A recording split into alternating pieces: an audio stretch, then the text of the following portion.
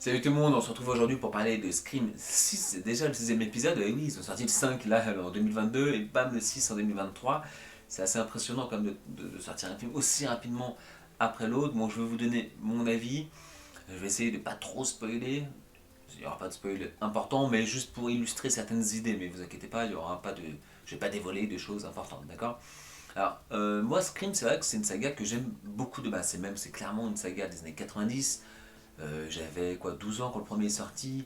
Je me rappelle de l'ambiance du premier, enfin comment tout le monde en parlait, c'était génial, ce masque et tout, enfin c'était surprenant, le cri là, enfin c'était vraiment super. Le 2 là, je l'avais attendu avec impatience, je l'avais vu 50 fois en cassette à l'époque. Le 3 j'avais un peu moins aimé, faut avouer, et je l'avais revu bien plus tard et finalement j'avais bien aimé, finalement qui clôture bien la trilogie. Et voilà, le 4 je m'en souviens pas, je l'ai vu au cinéma en 2011 et franchement j'ai pas de souvenir dedans. Franchement, du coup, j'aimerais bien le revoir. Le 5 l'an dernier, c'était sympa. Non, il était sympa, il y avait des bonnes idées, bref. Et cette nouvelle génération, pourquoi pas avec.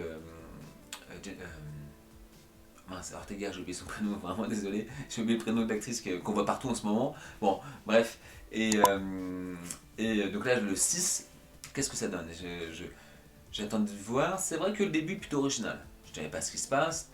Mais c'est vrai que d'habitude, on est plus habitué à une scène, quelqu'un qui est tout seul, ça sonne, puis il y a un jeu, puis finalement la personne se fait tuer. Bref, et là c'est sympa comment ils ont, on va dire, réinventé le début. Et du coup, je m'attendais à un film assez différent.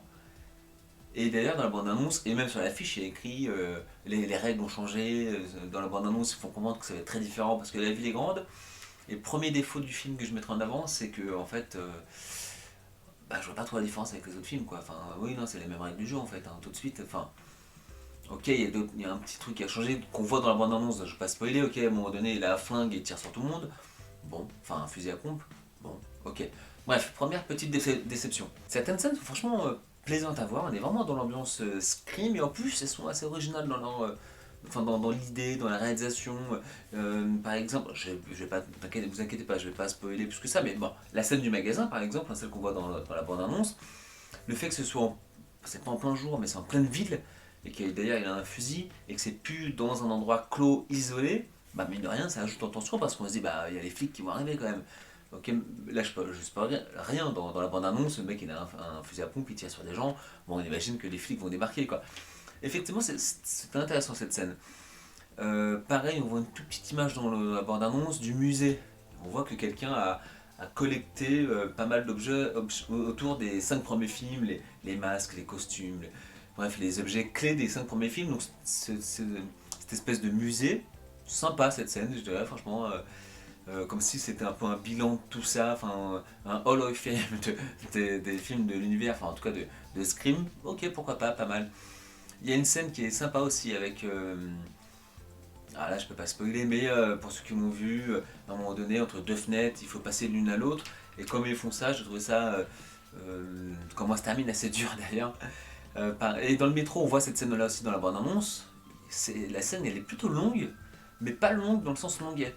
Longue dans le sens, il y a une tension qui se pose. C'est une scène qui prend son temps justement de bien faire les choses. Pas, c'est pas gâché par allez, on y va, on va vite, on tue tout le monde, on se barre. Non, non, franchement, la scène, elle dure au moins 3 minutes, mais 3 minutes sans qu'il se passe rien en fait. Juste des jeux de regard, de tension, on a peur, qu'est-ce qui peut se passer. Et finalement, nous, spectateurs, on est aussi dans cette tension, donc franchement pas mal. Donc c'est vrai qu'il y avait des scènes comme ça assez intéressantes. J'ai dû en oublier, bien sûr. Voilà, là c'est juste une illustration et surtout j'essaie de vous parler de scènes qu'on voit dans la bande-annonce pour pas spoiler. Par contre, dans la bande là, qu'ils ont, il y a un personnage mais qui est insupportable. Quoi. C'est le genre de personnage que j'ai envie qu'il crève direct. Quoi. La meuf là qui raconte tout ce qui va se passer. Alors toi, tu peux te meurtrier parce que nanani, toi aussi. Alors les règles ont changé, maintenant ça se passe comme ça. Parce qu'avant on était dans un préquel, maintenant il y avait déjà ce délire-là, je crois, dans le 2. Mais dans le 2, c'était déjà des spécialistes de films d'horreur. Et en plus, la scène elle était plutôt courte. Là, la scène dure 5 minutes d'une meuf qui se la pète devant tout le monde, genre je connais la vie, je vous apprends comment ça se passe. Bref, je vous avoue que ce personnage-là, je me suis dit, tiens, si jamais elle pouvait se prendre deux trois coups de couteau assez vite, qu'on n'en parle plus, pourquoi pas. Je vous dirai pas si ça arrive. Et d'ailleurs, en parlant de ça, je pense des personnages qui sont. Enfin, en fait, ce que j'aime pas, c'est que c'est pas du tout crédible, en fait. On n'y croit pas, quoi. Il y a un meurtrier, et toi, tu te comportes comme ça, quoi. Enfin, c'est bizarre. Et je trouve que de manière générale, de toute façon, dans ce film, c'était déjà un peu le cas dans certains autres films, mais là, c'est exacerbé. Euh, les réactions des personnages, on n'y croit pas trop, quoi. Alors là, il y en a qui vont me dire oui, mais en même temps, ça fait la sixième fois qu'ils sont attaqués, donc c'est habitué. Oui, mais non, déjà, tous les personnages, c'est pas 6 fois qu'ils sont attaqués. Là, c'est 2 pour certains, 0 pour d'autres. Mais il y a un tueur dans la ville. Le gars, il dit qu'il veut te tuer. Il massacre des gens pour de vrai. Toi, le lendemain, tu te balades dans la rue, quoi. Ils sont 6 dans le groupe, les gars. Ils sont 6 ou 7 dans le groupe à se faire attaquer la nuit. Le lendemain, c'est con, ils font 7 groupes de un quoi. Pour chacun faire sa vie. Ouais, tu te dis pas au bout d'un moment, on reste ensemble, enfermés dans une pièce, avec un couteau, dos à dos, et le mec s'il rentre, on le bute quoi. Non, non, tu vas faire ta vie, oh, c'est bon, t'inquiète pas, il va pas me trouver quoi. Mais non, c'est. Enfin, il y a une insouciance des personnages qui est assez étonnante en fait. Et d'ailleurs, même les flics, hein. Les flics, il y a une bande d'adolescents qui se font traquer par un tueur. Il les interroge 3 secondes. Où vous étiez? Ok, d'accord, bon, ok. Salut! Et puis il laisse partir, quoi. Enfin, il laisse partir les gars, tranquille. Non, tu les mets pas sous protection, quoi. Non, il n'y a pas un flic qui les suit, vous les mettez pas dans un endroit sûr. Tu sais que ça fait 6 fois qu'il y a un massacre. Mais non, non, tranquille, vas-y, partez, ok. Et au bout de 6 fois, il n'y a pas un moment donné où tu mets je sais pas, un espèce de protocole en place, de protection des gars, où tu les fais changer de ville, de nom, de vie, tout, non, mais non. Enfin, bon, là vous allez me dire que tu chipotes, ouais, mais non, en fait, euh, c'est eux qui essayent de rendre la chose crédible, ces personnages-là, ou en tout cas ceux qui écrivent le scénario, en faisant semblant de dire, ah oui, dans les suites, ça se passe comme ça, vous voyez, enfin, ils essayent de rationaliser les actions. Bah, si tu essaies de rationaliser, de te poser des questions, bah moi en tant que spectateur je le fais aussi et je vois ce qui va pas en fait. Bref, donc tout ça c'est vrai que ça installe un. Et bah oui, alors c'est vrai que Scream à la base c'est quand même une parodie en réalité de film d'horreur. C'est pour ça que d'ailleurs après il y a Stab dans le film qui est une parodie de Scream. Ok, mais là c'est peut-être un peu trop je trouve. Il y a un truc qui colle pas en fait quoi.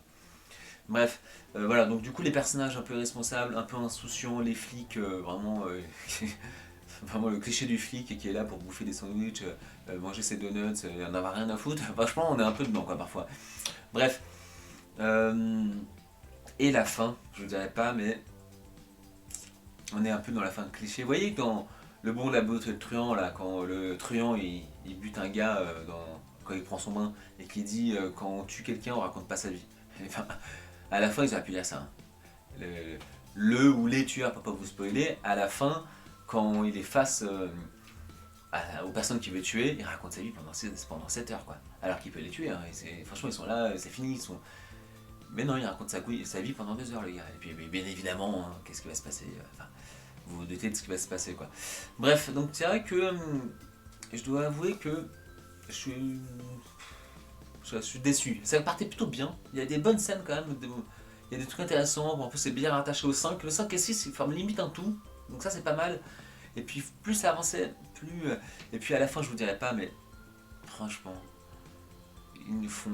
euh, ils nous font plein de fois le coup de ah lui il est mort, elle est morte, lui il est mort, elle est morte, lui tout le monde est mort. Et en fait finalement à la fin ah bah non en fait personne n'est mort, tout le monde est sauvé. Enfin désolé hein, je vous ai un peu spoilé certains trucs mais bon, après ça changera rien pour vous hein. Ça dans le film quoi. Mais finalement tous les gens morts sont pas morts en fait.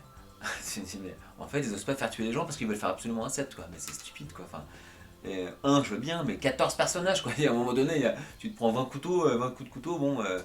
On n'est pas tous des Superman quoi. Enfin bref, donc du coup, Scream 6, ils auraient peut-être dû attendre 1 an franchement pour le sortir et travailler, peaufiner un peu quand même le scénario, certaines scènes, certains personnages qui sont qui sont pas crédibles et insupportables quoi. Voilà, donc si vous êtes fan de la saga Scream, il faut le voir hein, parce que franchement, il y a quand même des scènes intéressantes, mais si c'est pas votre délire de base, je vous le déconseille. Voilà, c'est mon avis. Voilà, donc si cette vidéo vous a plu, n'hésitez pas à mettre un petit pouce en l'air et à vous abonner à la chaîne. Je vous dis à bientôt, salut!